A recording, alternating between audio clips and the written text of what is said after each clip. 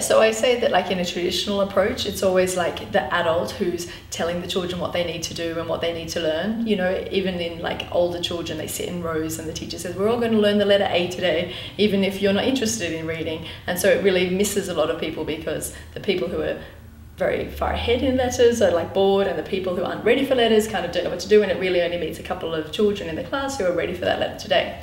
And in the Montessori approach, it's very much more like we follow the child and where their interests are. And so we say that it's on each child's development and their own unique interests in their own unique way, which sounds like chaos, because like how can you cater to all of those needs?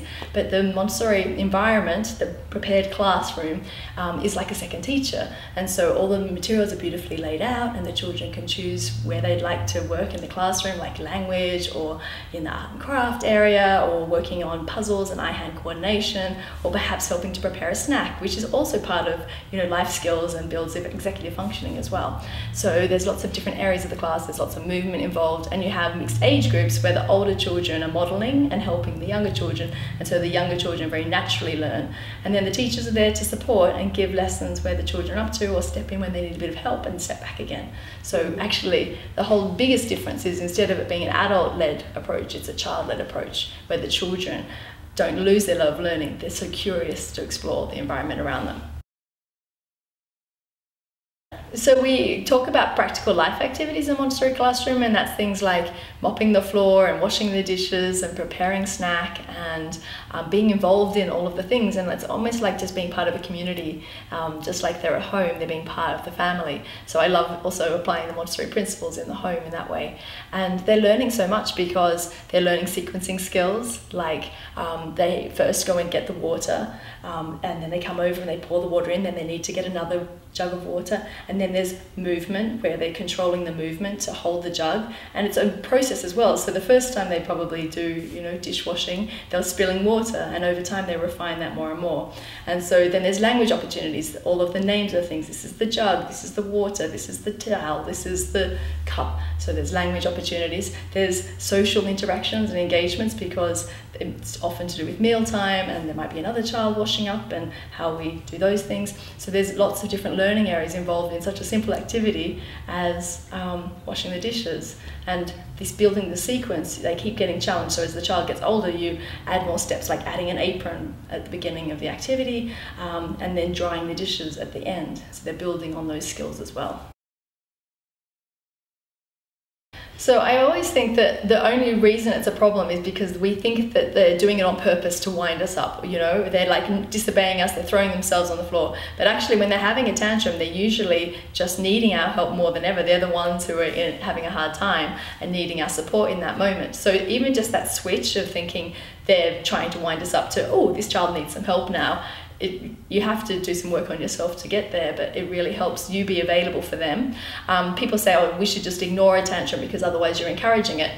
But I say that's like you having a bad day and you come in and you tell your friend, and then she just walks off to the kitchen to make a cup of tea. You'd be like, doesn't she care about me? Like, why didn't she just acknowledge what I said? And so I think that it's worth sitting with the toddler until they calm down, you know, and then if they've drawn on the walls or they spilt some things or tore everything off the shelves, then once they've calmed down, then we help them make amends. So we're not letting them get away with everything, but we can offer them a hug, and like 50% of kids will accept a hug and 50% of kids will push us away. And so the kids who will let us hug them, you can hug them as they go through all the emotions, you know.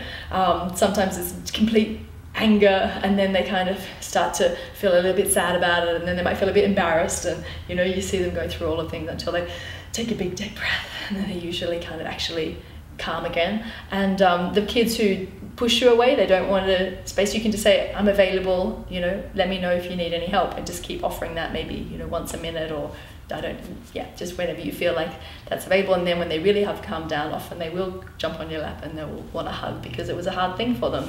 And even I say that toddlers and teenagers, like Dr. Montessori saw a parallel plane, and I see exactly the same thing, where there's a lot of similarities. And I have a 17-year-old and an 18-year-old, and when they're emotional because of hormones and things, it's the same thing. I don't take it personally, but I just say, it's really hard to see you having a hard time. Let me know if I can do anything to help. And my daughter will go to her room, she just wants to be by herself to calm down, and later she might have a hug. And Oliver sometimes wanted a hug. So it's beautiful that they know, because of that base that we built up since the early childhood, that I'm there for them to support them even in the hard times.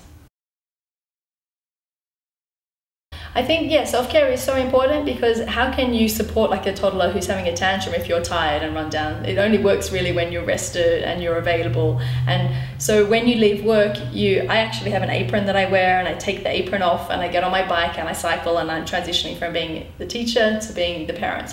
And I also think that it's a lot to do with the switch that you put on in your mind as well. Like, instead of I'm tired and exhausted at the end of the day, how can you enjoy your work so much that you leave happier than you arrived, so that you can actually be a better person in your home life and in your community as well. So looking for the work that lights you up rather than work that drains you, or tweaking your work so that you're going outside in your lunch break rather than eating at the computer to get through some more emails. You're better to get some sunlight and relax so that you can be more effective, and in the long run you'll be a better person. I think rest is really important when you can get it, but right now I'm traveling around doing some book events and it's really busy, but I'm then planned that in April I'm going to be resting, and I've got very little planned, and everyone can wait until I've kind of recovered. So maybe in every day you won't be able to rest, but knowing that if you've got a busy period coming up, that you plan in that it's going to be calmer afterwards. Very practical things like that. The other thing that I think with young children is we think, oh, a massage would be lovely, and we can go out for a date with our partner, but sometimes we don't even get time to do that, or it's nice in the moment but then it's all over. So it's building little self-care moments into your routine with your children. So if you like drinking tea, make yourself a cup of tea and take it to the bathroom as the children are having a bath, or light a candle or play some nice music, and build self-care into every moment, because it doesn't have to just be done once the kids are tucked into bed. Although I do have a bath every night and I love that, and I meditate, which I think helps me keep very calm, because I can go back to that drop of peace that I had in my meditation when things kind of go up and down during the day.